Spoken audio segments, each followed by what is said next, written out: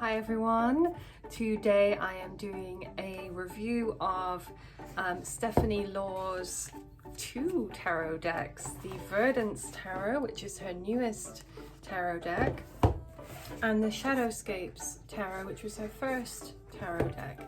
I have been using the Shadowscapes Tarot for a long time. It was my first tarot deck that I ever purchased, and so I was super excited when she announced that she was starting a new deck. And ironically, it was just when I felt like, oh, I've got to grips with with the old deck, but I was so excited to see the artwork that was coming out. And so really this video is me exploring these two decks from an artist's perspective. I am a full-time illustrator and oracle deck creator. I've created 4 oracle decks with Hay House and Kyle Gray, and so I love to share the kind of artist's perspective of tarot and oracle decks, so that's what we're going to be delving into here today. So I have with us the two decks. I apologize, I don't have the original box that this one came in, but if I remember rightly, it was quite a flimsy box, and not one like this one that I'm going to show you in a minute, which feels a lot more usable. So this is the first deck that Stephanie Law created, with, I think the writing was done with Barbara Moore as well. And to be honest, I never really use the book.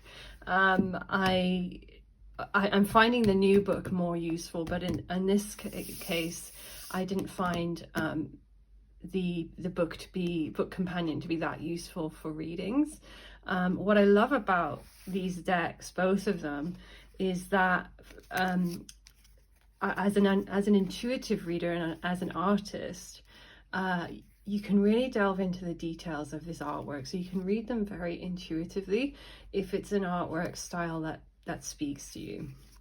So Stephanie Law works in beautiful watercolors.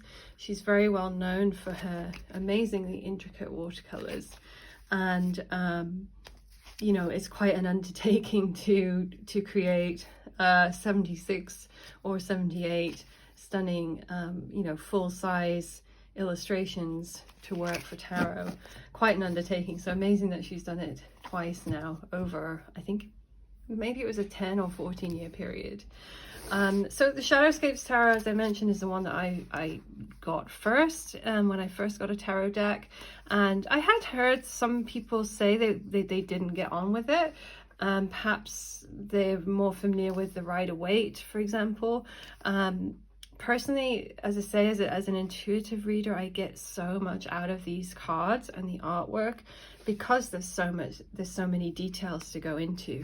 So if you're drawn to, you know, animal symbolism and details, then this deck is amazing for it. And often there's things that I see in cards during readings that I haven't noticed before. For example, I've never noticed the little heart that this monkey is holding. It's tiny, tiny, tiny.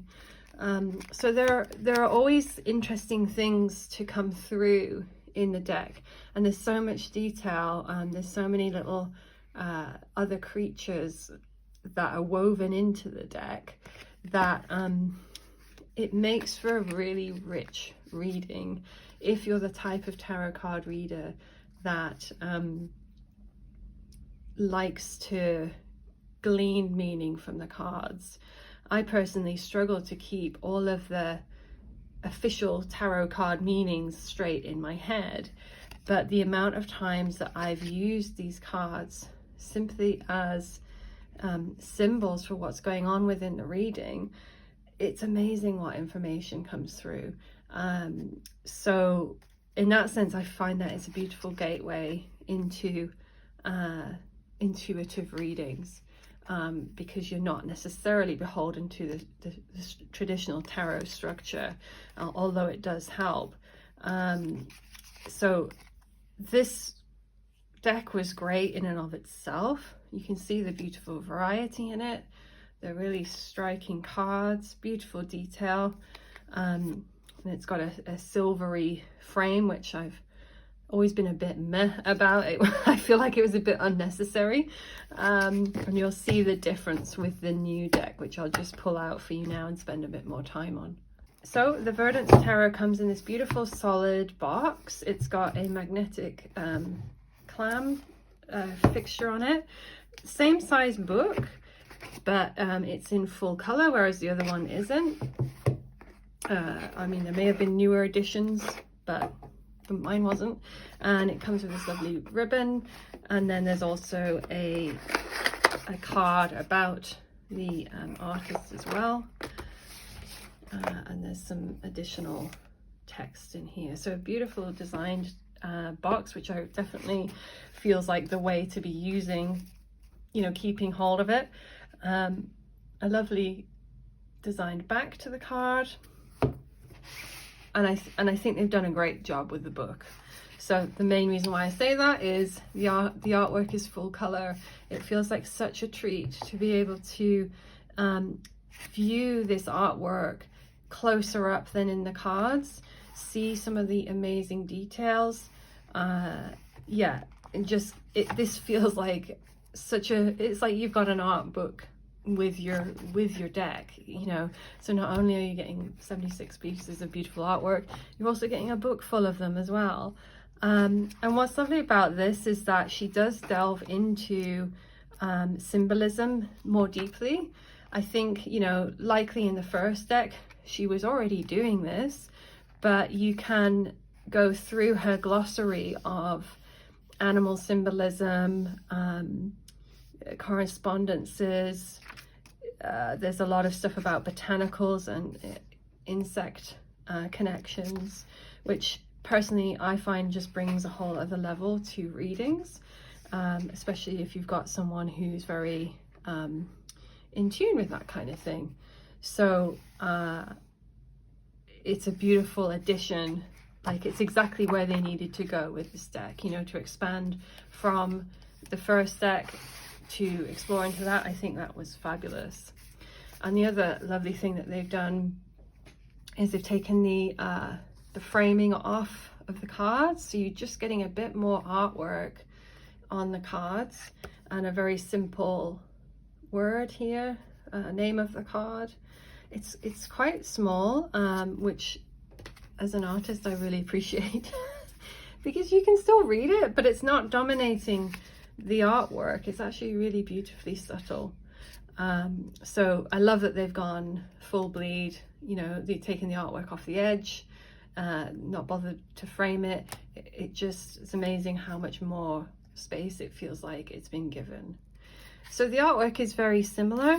You can see how her style has, if I bring them side by side, you know, it's grown. She's grown as an artist, which is lovely to see. If anything, this new deck is a bit more low contrast. It's a bit more dreamy and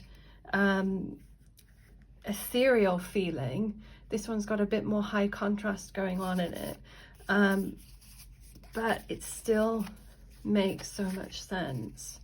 And actually I did a few test readings with this with family members and whatnot, and you know, sometimes it takes quite a while to get used to a new deck, but I think because I was so accustomed to this deck and how it works, it's been quite straightforward for me to switch to the new deck. I think because I just understand her symbology, and it really speaks to me. Stephanie is an amazingly accomplished artist, but she's also a botanical artist, and you can see that coming through in her artwork, that her love of nature and animals, the use of cormorants in the sword suit is really quite lovely. And also the use of texture is a new thing. Obviously there is texture in her old deck, but she's bringing in the use of gold and this kind of gritty black texture, which adds an extra flavor to the deck. You can see it here. It's really quite interesting, this sort of smuts of ink that she's put on the page. So you can see she's really come into her own, I think, as an artist. She's already well well into to her own space, but I feel like she's totally flourished here, and she's like really embracing the archetypes of tarot here and her artwork beyond where she was here. I mean, this is a stunning deck in and of itself, but you know, she in these Shadowscapes deck, there's a lot more white space. In this one, it feels like she's just filled every corner, and that's really lovely because there's so much you can glean from the cards that's relevant. You can get lost in the details, and I personally find that really brings a lot to the reading, whether you choose to read via the traditional tarot structure, or you choose to do a reading a bit like what I'm doing, where yes, I use the tarot structure, but I also really lean into what I'm seeing on the cards. So in that sense, you can bring a huge amount into a reading, more than a very simple art style deck. So it's an absolute stunning deck. You can see where she's used actual gold on the original paintings, and it's been captured beautifully in the artwork. I love the kind of more, I didn't think she could be any more dreamy feeling, but it definitely is. She's not used these dark blacks. There's a lovely kind of golden misty haze to this whole deck. Even the kings and the queens feel like integrated into their world, which is really stunning. So I hope you've enjoyed seeing this deck. I highly recommend it. If you love artwork, if you love watercolor artwork, Stephanie really is a master of this medium.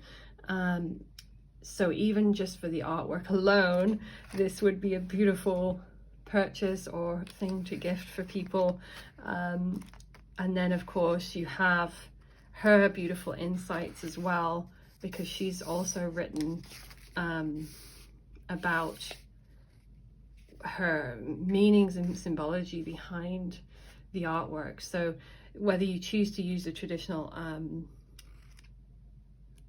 tarot suits, or to really delve into her own reading, her own interpretations, you're going to get a lot out of it. So this is a real beautiful deck, and I think it's been wonderful to see how she's evolved from the Shadowscapes into the Verdant, Verdance Tarot. Yeah, Verdance Tarot. So I hope you've enjoyed me exploring this with you guys, and I'm excited to share more decks with you.